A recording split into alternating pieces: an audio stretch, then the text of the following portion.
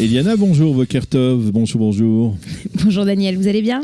Ben oui, et vous allez bien ? Très bien, très bien. Alors, de quoi allons-nous parler aujourd'hui ? Qui allons-nous parler ? Oui, et de qui allons-nous parler ? Aujourd'hui, nous sommes le 28 août, et c'est à cette date, en 1965, qu'est décédé Giulio Racca. Alors peut-être que ce nom ne vous dit rien, mais si je vous l'hébraïse et je vous dis Yoël Rocard, est-ce que ça vous dit quelque chose de plus ? Rocard, oui. Oui, alors c'est pas le Rocard auquel vous pensez. C'est pas le même Rocard non, que c'est pas le Rocard. Que la bretelle. Non, c'est pas ce Rocard, c'est un autre. Il s'agit d'un grand physicien, italio-israélien, donc qui est né en Italie, à Florence, et qui est mort aussi à Florence, mais par hasard, mais qui a vécu en Israël. Et là, je vais vous dire pourquoi par hasard. Qui a une histoire quand même assez incroyable, et donc je voulais vous la raconter aujourd'hui. Alors, il est né, comme je vous l'ai dit, en 1909 dans une famille de Florence, une famille qui s'intéresse déjà au monde des mathématiques et de la physique, puisque son oncle était un mathématicien qui s'appelle Gino Pano. Je ne sais pas si ça vous dit quelque chose, mais c'était un des plus grands mathématiciens de l'époque. Et puis il avait aussi son cousin, c'était Robert Pano, qui lui était un grand mathématicien aux États-Unis. Et donc il va aussi, lui, il n'a pas trop de choix, on va dire ça comme ça, à l'âge de 21 ans, il termine son doctorat.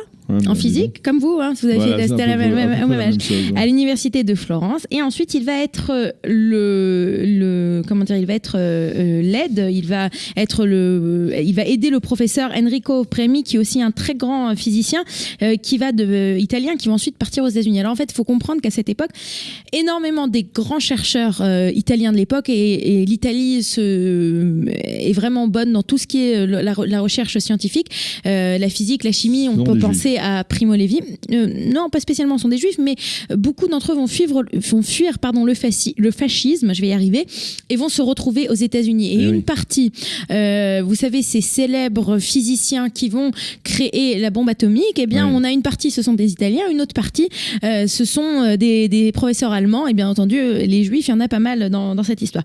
Et quand notre ami Giulio Racca, il se rend compte que le fascisme monte et ça commence à mal se passer, en 1939, il fait son alia, il emmène sa mère, ils vont s'installer en Eretz Israël, puisqu'il a déjà visité en fait Eretz Israël, il est déjà venu en 1934 et il a vu les prémices de l'université hébraïque de Jérusalem. Et c'est justement dans cette université que l'on recherche à tout prix quelqu'un qui sera un grand scientifique qui pourrait chapeauter le développement du département de physique et de mathématiques. Et c'est donc Rocard qui va arriver en 1939 et qui va le faire. Mais si c'était la seule chose qu'il avait fait, ce serait trop simple, parce que Rocard, il a une histoire assez intéressante. Donc bien entendu, il hébraïse son nom, il devient Yoël Rocard arrivant en Israël, et une des choses qu'il va faire, il va prendre part à la Haganah. Dès 1942, il joint la Haganah, et qu'est-ce qu'il va faire à la Haganah ? Il va faire partie des gens qui vont créer le Chemed. Chemed, à l'époque, c'est la Yechidat Chemed, Chel Amada, c'est-à-dire l'unité qui s'occupe de tout ce qui est le côté scientifique, technologique. Donc c'est les premiers inventeurs de bombes. À l'époque, on n'a pas les mêmes technologies qu'aujourd'hui. Et il va être, donc, non seulement il va s'occuper du développement des technologies de l'armée à Aratsofim, mais en plus il va être le Mefaket, donc le commandant de toute la Haganah à Aratsofim. Et je vous rappelle qu'Aratsofim va tenir le coup. Et c'est ainsi que entre 1948 et 1967, ce sera une enclave dans Jérusalem. Et ceci, c'est grâce, entre autres, à Yoël Rocard. Il va donc Ça me fait penser que maintenant, à l'université hébraïque de Jérusalem, sur le Mont Scopus, il y a un bâtiment qui s'appelle Rocard. Oui, c'est à son nom, exactement, bravo. Et donc, il va faire beaucoup de choses. Il va surtout, et ça aussi c'est très important, il va avoir un groupe d'élèves, et ces élèves-là vont ensuite créer le département de physique à Weizmann, donc c'est pas rien. Et dans ces élèves, vous connaissez Amos Dechalit, ça vous dit quelque chose, le père de la bombe, du département, de l'usine de chaussettes d'Israël, donc de tout le département nucléaire en Israël.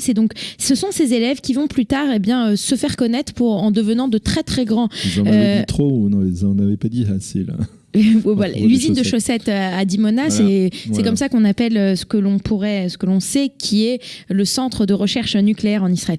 Et donc il va véritablement former de nombreuses personnes et il va travailler avec Albert Einstein, il va recevoir le prix d'Israël, Prince Israël en 1958 pour tout ce qu'il a fait dans le monde des sciences. Il va être un court moment le président de l'université hébraïque. Bon, c'est vraiment une personnalité.